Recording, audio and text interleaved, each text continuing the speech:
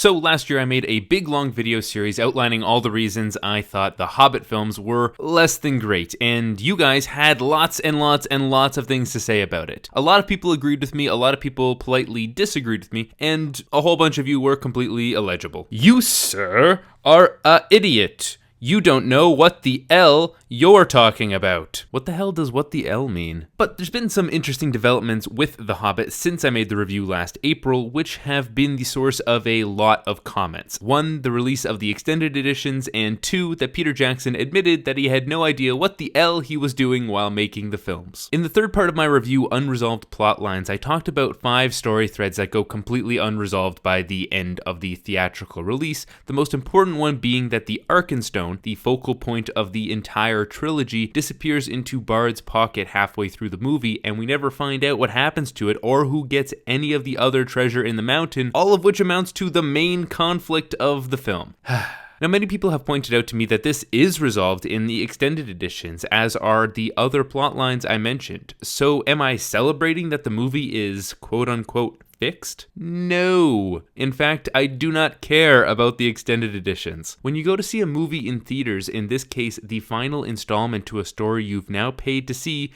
3 separate times, there should be an unspoken promise between the creators of a film and its audience that the conflicts raised in the film will be adequately resolved by the end of the movie. If this promise is broken, the movie has failed in a pretty major way. So my review is specifically made as a reaction to this broken promise in the theatrical release. In fact, the review might not even exist if we had found out about the Arkenstone. That missing element was the impetus for the rest of my analysis, because there was nothing subjective about it. It's something that is objectively missing. And because of that, it allowed me to look back at the preceding 9 hours of film with the confidence that I wasn't the only person who had felt unsettled by the film, and that I could make a compelling argument about it. But back to the extended editions, I find the fact that the concluding scenes were barred off by another paywall, that I have to pay a 4th time to see the actual endings of the story, even more egregious than if the theatrical edition was just poorly written. This just means that they amputated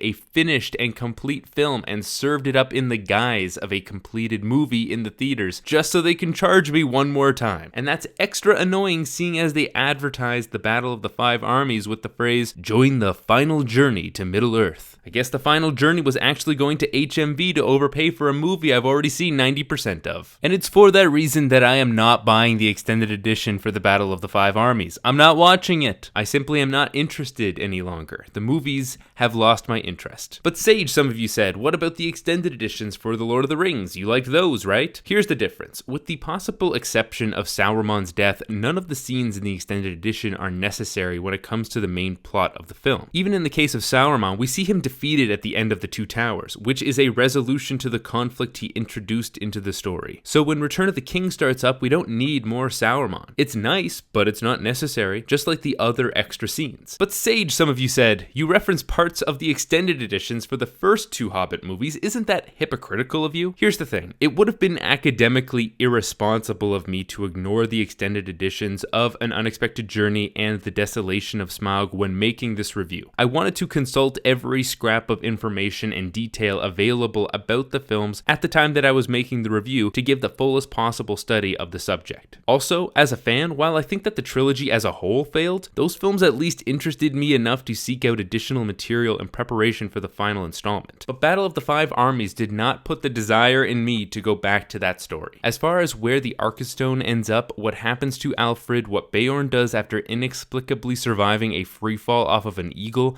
I am no longer interested enough to spend another 3 hours finding out. The other important development is that we now have a much clearer picture of what was going on behind the scenes of The Hobbit, which goes a long way towards explaining why the films ended up the way they did. I didn't know what the hell I was doing. To summarize all of it, basically the entire pre-production and production was rushed after Guillermo del Toro dropped out of the film, because Jackson basically had to jump into a film already in motion, but then he also wanted to make a film that fit his own vision, resulting in him making up the movie as they went along. When you're going onto a set, very complicated, and you're winging it. You've got nothing to go on, no storyboards, no previs. You've got these massively complicated scenes and you're just making it up there and then on the spot. If I was a director that hadn't had that 25 years of experience doing this in the past, It would have just been almost impossible. By the time they got to the Battle of the Five Armies, the second unit headed by Andy Serkis was basically just shooting a bunch of B-roll of guys swinging green screen swords around because no one knew how the battle itself would work or where anything would fit. We were beginning to just bank a whole load of fight elements.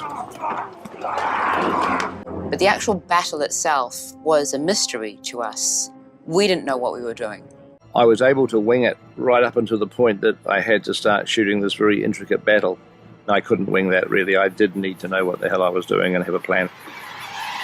Eventually, Jackson postponed shooting so he could clear his head and write the last part of the movie, so there's this weird moment where Andy Serkis learns that they're canceling the shoot, and everyone is like, "But I spent 8 hours putting this costume on," as they kind of sadly just shuffle off of the set. It was every problem you can imagine facing on a film that cost, all the money.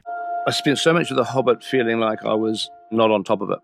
But the fact that I hadn't much prep and I was making it up as I went along. And even from a script point of view, Philippa and Fran and I hadn't really got the entire scripts written all the way through to our satisfaction. So that was a very high pressure situation.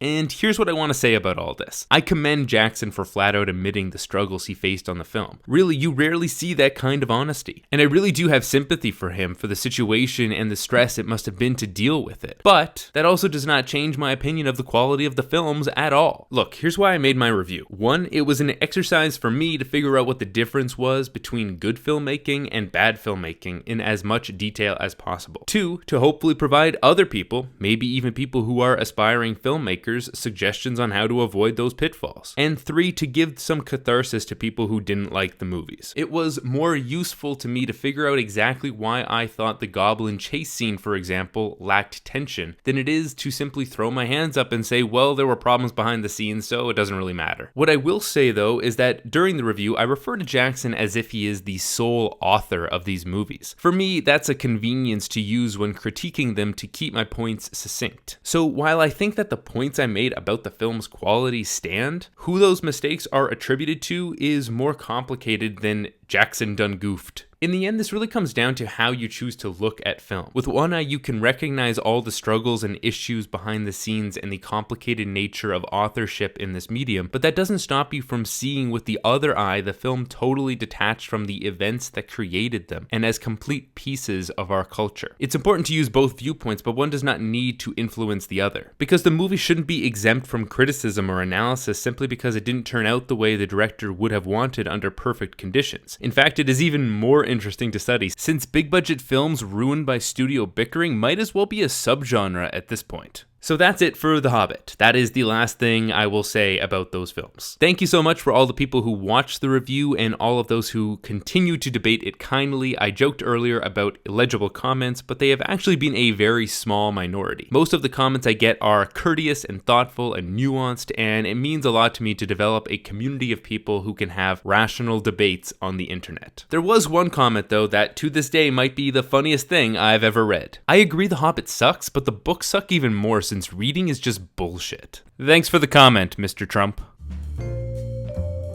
So one last thing before I go, if you're a longtime viewer of this channel, make sure to click like on the Facebook page, since it is by far the best way to find out about new videos. It's also the best way to contact me directly, and I love debating films with you guys, so I hope to see you there. Take care everyone, and I'll see you in the next video or on Facebook.